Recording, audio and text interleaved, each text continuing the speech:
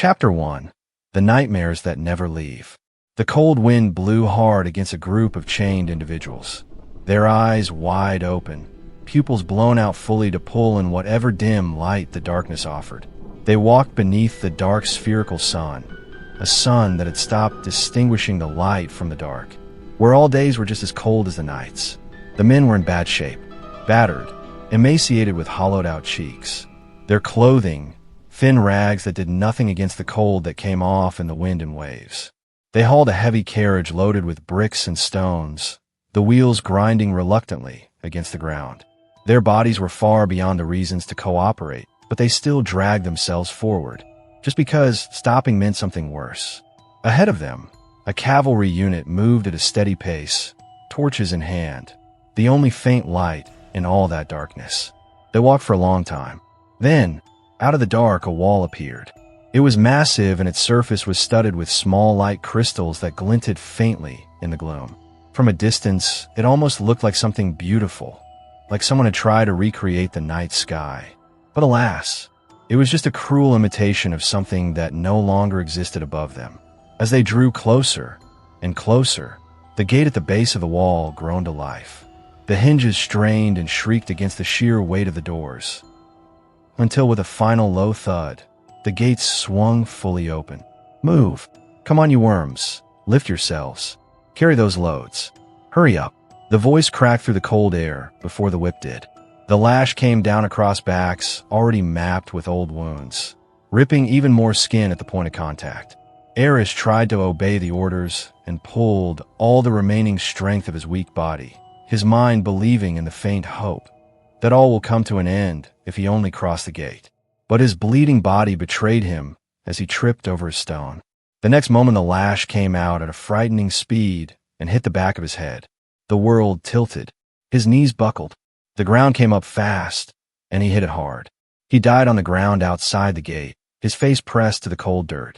However, his face bore a wry smile, because after all, his wish was fulfilled.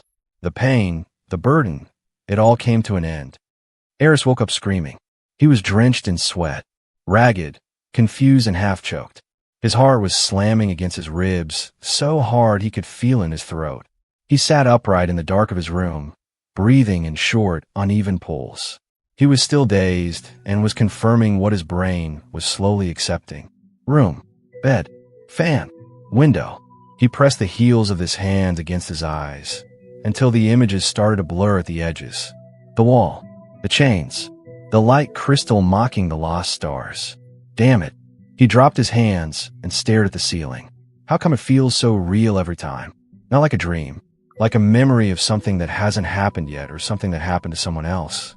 He could still feel the cold. He could still feel the exact specific sting of the whip across the back of his skull. And underneath all of it, there was an emotion brewing in his heart. Was it anger? Or was it vengeance? Why the hell do I feel so much anger for a damn dream? He reached over to the nightstand without turning the lamp on. His eyes swelled with tears and the premonition of the horror he undergo in the dream. He reached over to the nightstand without turning the lamp on. His hand found the drawer by habit, pulled it open, and closed around the familiar rattle of a pill bottle. Trazodone. He shook a handful out without counting them, swallowed them dry, and lay back down. He stared at the ceiling until the edges of everything softened and the dark pulled him back under. The alarm went off at full volume, but he didn't move. The sun had broken through the gap in his curtains and was doing its best to be annoying about it, throwing a sharp line of light directly across his face. He registered from somewhere very far away and decided it was someone else's problem. Then his mother's voice came through the door. "Eris, Eris, wake up, you sleeping sloth. Come up here and eat your breakfast right now." He heard it.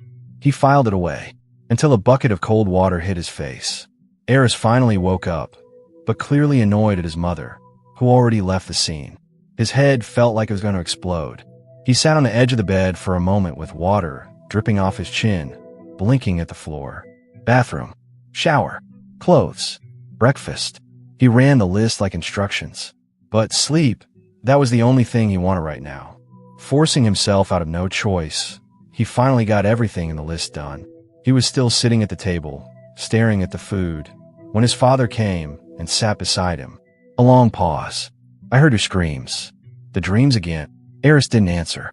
His father sighed, the particular sigh of a man who had run out of new ways to feel tired about something. I don't know why you were born, Eris. I mean that with love. But ever since you came into this world, you have been nothing but a pain in the backside. Every person born under this sky is born under a star. Every single one. And then there's you. He shook his head slowly. I don't blame you, son. But even for a father, even for me, it is a lot to carry.